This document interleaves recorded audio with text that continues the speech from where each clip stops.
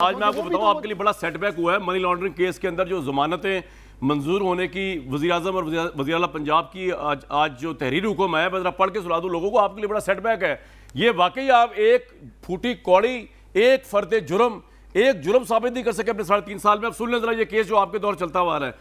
वज़ीर आज़म शहबाज शरीफ वज़ीर आला पंजाब के खिलाफ करप्शन, इख्तियारात का नाजायज़ इस्तेमाल, रिश्वत के इल्ज़ामात पर अभी कोई शवाहिद मैसर नहीं हैं, ये कह रही है कोर्ट जिसके ऊपर उन्होंने वो किया है।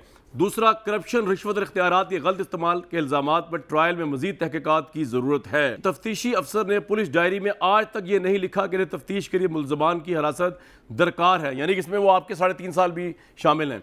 रिकॉर्ड के मुताबिक, यानी जब वो बाहर आ गए थे 1.5 साल आपकी हिरासत से रह के, रिकॉर्ड के मुताबिक FIA ने लिखा कि एक सियासतदान ने पार्टी टिकट के नाम पर शहबाज शरीफ को 14 मिलियन दिए। FIA ने आज तक उस सियासतदान का नाम नहीं बता सकी। प्रोसिक्यूशन कोई एक शवाहिद पेश नहीं कर सके जिससे साबित हो कि शहबाज शरीफ रमज़ान शुगर मिल्स के शेयर होल्डर या डायरेक्टर रहे हो। हमजा शहबाज रमज़ान शुगर मिल्स के CEO रह चुके हैं। FIA ने कोई सबूत इसका पेश नहीं कर सकी जिससे साबित हो कि तमाम मुश्तबा अकाउंट्स हमजा शहबाज की हदायत पर खोले गए। FIA ने शहबाज शरीफ हमजा ने जेल में तहकीकात की। जेल में तहकीकात के बाद FIA ने 5 माह की पुरस्रार खामोशी इख्तियार की। दोनों की आमदन से ज़ायद सासों के केस में ज़मानत मंजूर होने के बाद FIA दोबारा कॉल अप नोटिस भेजे। FIA का यह अमल उसकी बदनीति को जाहिर करता है। वज़ीर आज़म और वज़ीर आला पंजाब की अबूरी ज़मानतों की तौसीक की जाती है। डार भाई, ये आपके दौर की वाइट पेपर आज कोर्ट ने पढ़ा, आपने किया ही कुछ नहीं इनको अंदर करने के लिए। मेरे भाई, बातें आपसे करा लो करप्शन की। देखिए 3.5 साल कभी इनके वकला के कमर दर्द हो जाता था, कभी इनको खुद कोई मसले मसाइल हो जाते थे, तारीख पे तारीख लेते रहे हैं। लेकिन एक मैं मियां नवाज शरीफ का एक मशहूर ज़माना उन्होंने एक जुमला बोला था पाकिस्तानियों के, जब कोई करप्शन करता है वो अपने नाम पे कुछ नहीं रखता है।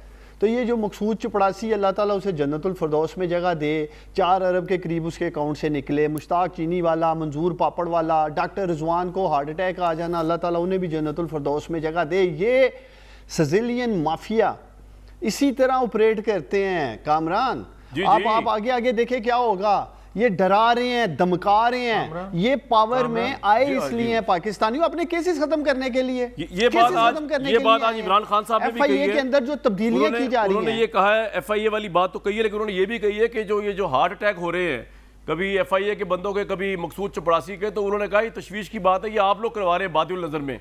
मियां साहब, ये क्या हो रहा है? कामरान, इतने खतरनाक लोग हैं आप। कामरान आप, मैं मेरे ठीक है, हम बड़े जालिम लोग हैं बकौल इनके, तो इनको ये याद है सेठ वकार का जो जस्टिस थे, इनको याद है एक मजहबी रहनुमा का, इनको याद है कि अरशद मलिक जज जो हैं।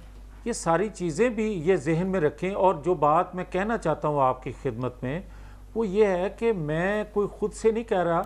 आपने अभी जो जजमेंट आई है, ठीक है, वो मैंने पढ़ के सुना दी है जी, के हवाले से ये वो आपने पढ़ के सुना दी। मैं 2 बातें और कोट कर देता हूँ। इनके इमरान खान साहब फरमाया करते थे कि नवाज शरीफ को वापस लाने के लिए जो हैवी इन्वेस्टमेंट की जा रही है वो मेरे लिए बायसे तशवीश है, ये कहा करते थे। वो उस वक्त तो हुकूमत में थे, प्राइम मिनिस्टर थे। आज ही बता दें कि वो हैवी इन्वेस्टमेंट हम कहाँ कर रहे थे। और फिर ये बात क्लियर है ना कि हम पाकिस्तान आना चाहते थे इनकी हुकूमत के वक्त। आपका पॉइंट आ गया, मुझे जैदी साहब के पास जाना है ना। मैं यही कहता हूँ कि अगर एक अदारा डिसोन नहीं कर रहा और एयर बेस भी, एयर एम्बुलेंस भी उनको भेजने के लिए तैयार हैं, तो फिर कामरान शाहिद साहब जिसने पाकिस्तान के लिए सर्व किया हो, पाकिस्तान के दिफा को नाकाबिले तस्खीर बनाया हो, को कौन रोक रहा है, मईशत को संभाला दिया हो, वो भी नहीं, मेरी बात सुन लेना। फिर एक जैसा सलूक होना चाहिए। ये पाकिस्तानी कौम की ख्वाहिश है, डिमांड है और पाकिस्तान की जरूरत है। ये चीजें जहन में रखनी चाहिए। यार मियां साहब, गल है सजाएं दी जाती हैं, जिस तरह सजाएं। मेरी गल सुनो, तुसी बड़ी अजीब जी गल कर देती है। तुसी करना है, इन्होंने नहीं करना। तुसी उन्होंने लेके गए हो बाहर, तुसी उन्होंने बाहर लेके आ रहे हैं। डार साहब एयर एम्बुलेंस ही भेजेंगे नवाज शरीफ साहब ने। गल नहीं कामरान, मैं अजीब जी गल नहीं की थी है उस्मान, एक ट्रीटमेंट सेकंड, मिला उस्मान, है। एक सेकंड। मुशर्रफ साहब आ एक रहे हैं, सेकंड, मियां साहब गए उस्मान, थे एक एम्बुलेंस पे। ठीक है यार, सर, ये क्या तरीका है यार? ये कोई मुनासिब नहीं। सर क्या एक सेकंड मुनासिब कामरान, नहीं? मेरी मियां साहब बात तुसी कभी भी मुकम्मल राजी होने नहीं होते। दे। हाँ जी, दसो, मेरी बात बोलो बोलो। नहीं, मेरी बात मुकम्मल हो लेने दे प्लीज, एक सेकंड। मैं ये कह रहा हूं कि आप ये कहते हैं कि ये आप लोगों ने करना है, तो फिर आपको इल्म है ना कि 2014 से 2017 तक हुकूमत नवाज शरीफ की थी, JIT उनके होते हुए बनी, और व्हाट्सएप पर वो नाम लिए बहुत गए, पीछे चले गए और और जो मैं आगे सलूक लेके जा रहा हमारे मैं साथ जरा हुआ, जैदी वो भी साहब से सामने गल करना। रखें। आपका पॉइंट आ गया। आपकी हुकूमत ने, वजीर दिफा ने वैसे ही कह दिया। ख्वाजा आसिफ साहब का ट्वीट पढ़ता हूँ, जनरल मुशर्रफ की खराब सेहत के पेश नज़र इनको वतन वापसी आने में कोई रुकावट नहीं होनी चाहिए। ये वो खुद कह रहे हैं वजीर दिफा साहब। माजी के वाक़यात के सिलसिले में मानिया नहीं होना चाहिए, रुकावट नहीं डालनी चाहिए। अल्लाह उनको सेहत दे और उम्र के हिस्से में, और उम्र के इस हिस्से में वकार के साथ अपना वक्त गुजार सके। वजीर दिफा तो खुद कह रहे हैं कि वापस आए वकार के साथ।